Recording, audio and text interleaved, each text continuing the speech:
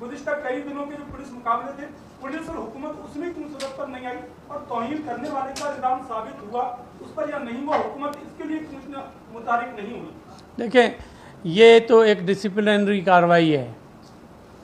कि police officers question mark होता है मुआशरे में, क्योंकि पुलिस ऑफिसर जो है, पुलिस डिपार्टमेंट जो है इस मुआशरे को तहफ़्फ़ुज़ के लिए है और आवाम की जान व माल की हिफाजत के लिए है पुलिस ऑफिसर्स जो हैं। और यकीनन हमें उसको स्टिग्मा को क्लियर करना है। कोई भी वाक़या हो, बालाए अदालत जो है, मारवाए अदालत जो भी वाक़यात होंगे एक्स्ट्रा जुडिशल होंगे, अंडर द कॉन्स्टिट्यूशन आर्टिकल 9 वो क्लियर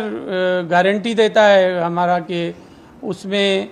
हम कम अज़ कम आवाम की जान व माल की तहफ़्फ़ुज़ हमारी ज़िम्मेदारी है गवर्नमेंट की, और इस चीज़ को क्लियर करना बहुत ज़रूरी था। रही बात 6 FIR कटी हुई हैं, यकीनन उनकी भी इन्वेस्टिगेशन होगी